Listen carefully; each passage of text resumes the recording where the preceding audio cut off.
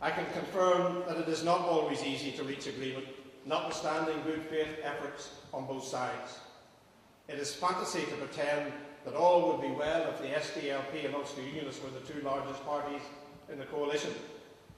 We know from experience that that was not the case. Indeed, this executive has operated much more smoothly than its predecessor. And from a unionist perspective, the choice is not between the DUP and Sinn Féin on the one side and the UUP and the SDLP on the other, but whether it is the DUP or the UUP who will be dealing with Sinn Féin. Sinn Féin's decision to block the executive from meeting for 5 months in 2008 signalled some potentially long-term difficulties with its operation and received considerable public criticism. However, the regular business of the executive has often proved to be problematic on an ongoing basis. Business in OFM-DFM has faced challenges which have either slowed down delivery or indeed resulted in complete deadlock. We should not feel embarrassed about such an outcome. If you were to legally compel diverse parties to form an executive anywhere in the world, the very same problems would surface, though I suspect we have probably reached more agreement than would be the case elsewhere.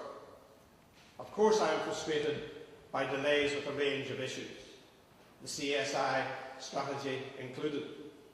The Lord Mayor expressed her frustration at the continuing delay to the publication of that strategy. I agree, and especially so as we believe, having approved an OFM-DFM that last autumn we would share a document worked up by officials with key stakeholders, that we were 99% agreed on the strategy, only to find Sinn Féin resigning from this position and wanting to start again from scratch. I'm not suggesting that it is only the DUP who are frustrated by delays. We know Sinn Féin has expressed disappointment at the pace of devolving policing and justice functions. In light of the difficulties faced by this executive, and indeed the last one, I think it is reasonable to ask the question whether the arrangements can be improved to better meet the challenges we face. Having operated them for over 2 years, I believe they can. Parties that are ideologically opposed on a whole range of issues are always going to have issues where they have fundamental differences. It's not always going to be possible to reach an accommodation, and as a result of our voting system, a failure to agree means deadlock. This has been the case on a number of issues. Modest changes to the arrangements could make significant improvements and help to normalise politics in Northern Ireland. Later this month, my party will publish detailed proposals for developing devolution. But today I want to give you a preview. Learning from experience, our proposals offer a simple and sensible step forward which could significantly enhance the operation of the Executive and Assembly without prejudice to long-term or permanent arrangements. They are about making government work better and should not be a cause for concern for any Democrat who believes good decision-making and delivering for the community is a priority. At the heart of our proposals will be the abolition of community designation in the Assembly.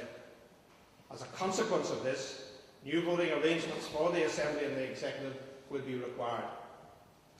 As a moral and practical matter, community designation is fundamentally flawed.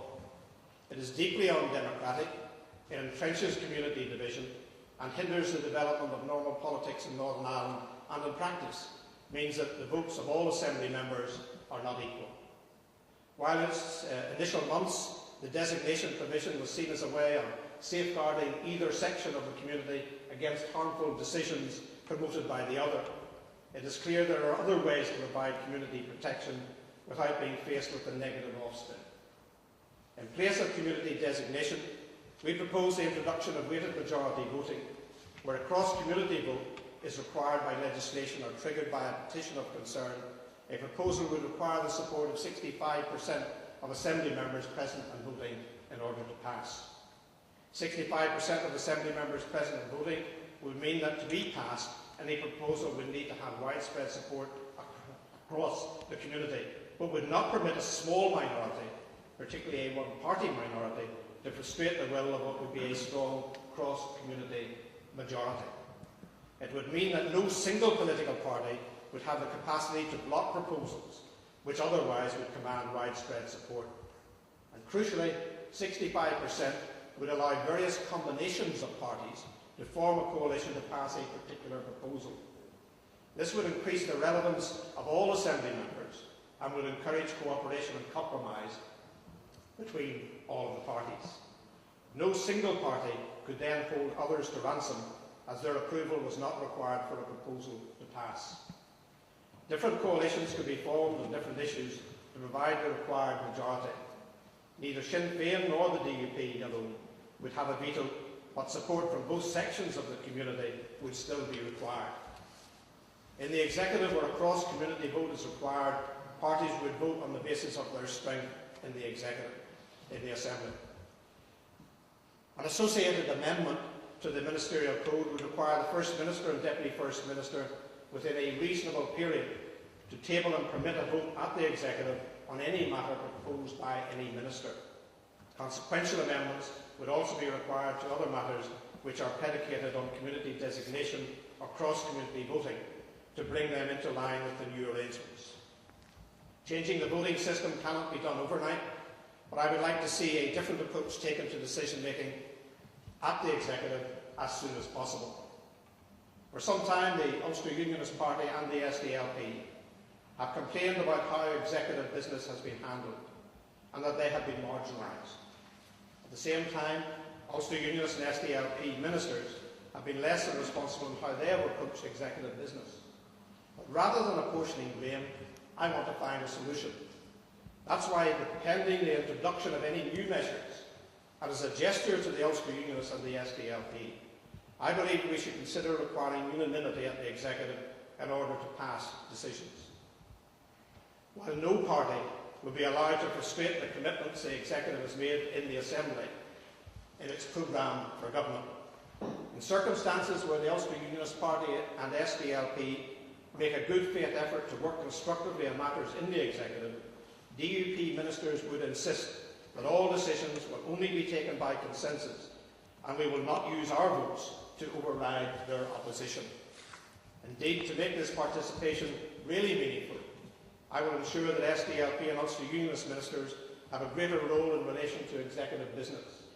I cannot speak for the Deputy First Minister, but I am prepared, if they wish, to meet with the UUP and SDLP ministers in advance of each executive meeting, and to make arrangements so that their special advisers are fully consulted and involved in the process. The success of this approach will depend on the resolve of ministers, but I want to give everyone the opportunity to play the fullest possible role in the executive. Some have argued that the SDLP and UUP's present opposition mode in the executive is tactical and cynical. However, both parties say they want to make a full contribution to the executive's work. This allows them the opportunity to do so, and time will tell. Plenty of challenges lie ahead for us all in the years to come, but I believe that Northern Ireland has changed unalterably for the better in the few years that have just passed. And the challenges that we face in the future will be different than those that we have faced in the past. In the last few weeks, the world has been focusing on the life and times of the Kennedy